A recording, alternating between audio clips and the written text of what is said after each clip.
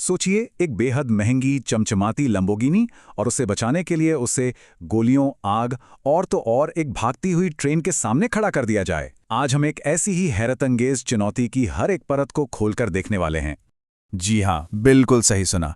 एक शानदार लैम्बोर्गिनी और सामने से पूरी रफ्तार में आती एक ट्रेन। लेकिन यकीन मानिए, ये तो इस कहानी का बस क्लाइमैक्स है।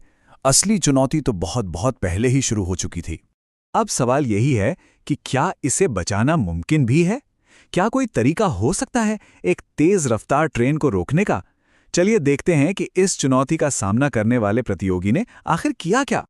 और इस नामुमकिन से लगने वाले काम को पूरा करने का जिम्मा है ब्लेक पर। देखिए, ये उसका तीसरा और आखिरी मौका है। अगर इस बार वो चूक गया तो खेल खत्म, और उसके सामने है एक के बाद एक 4 मुश्किल चरण। तो दांव पे क्या लगा है?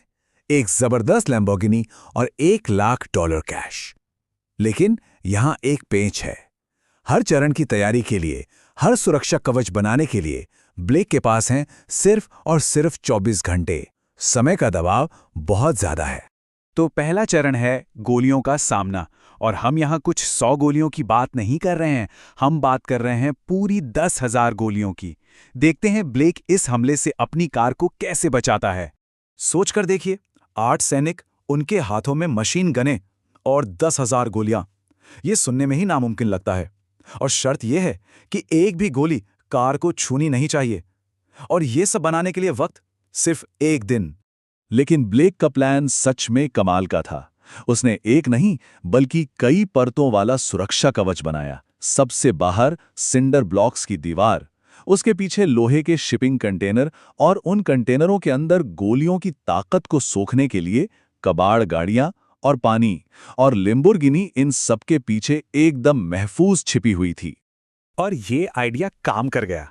यकीन करना मुश्किल है, लेकिन लैम्बोर्गिनी पर एक भी खरोच नहीं आई। हाँ, बाहरी दीवारें तो बिखर गईं, लेकिन कार तक एक भी गोली नहीं पहुंच पाई। पहला चरण पार। अब दूसरे चरण के लिए तैयार हो जाइए। अगर पहला चरण मुश्किल लग रहा था, तो ये तो सुनने में ही अजीब है। इस बार कार को 100 फीट की ऊंचाई से नीचे गिराया जाना था। यहां ब्लेक की रणनीति में एक बहुत बड़ा बदलाव देखने को मिलता है। पहले चरण में उसने एक हार्ड डिफेंस बनाया था, यानी ताकत को रोकने वाली एक मजबूत दीवार। लेकिन इस बार उसे सॉफ्ट डिफेंस बनाना था, मतलब एक बहुत बड़ा कुशन जो गिरने के जबरदस्त झटके को आराम से सोख सके। तो उसने क्या बनाया? शायद दुनिया का सबसे बड़ा और सबसे महंगा बिस्तर। शिपिंग कंटेनरों का एक ढांचा, उसके अंदर हजारों गत्ते के डब्बे, सैकड़ों गद्दे और तकिए, और सबसे ऊपर 3 बड़े बड़े बाउंसिंग कैसल। क्या ये अजीब सा आइडिया सच में काम करेगा?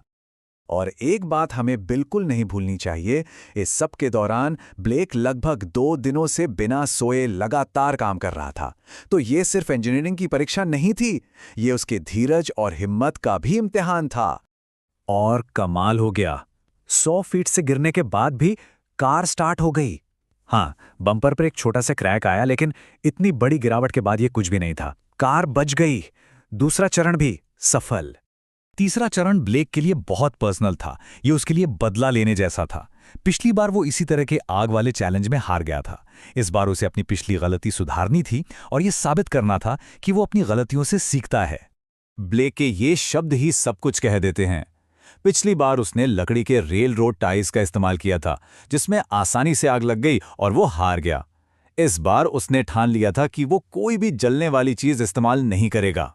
उसका नया डिजाइन एकदम सादा लेकिन बहुत असरदार था। कार के ऊपर स्टील का एक बक्सा और उसके ऊपर वी शेप में एक ढलान।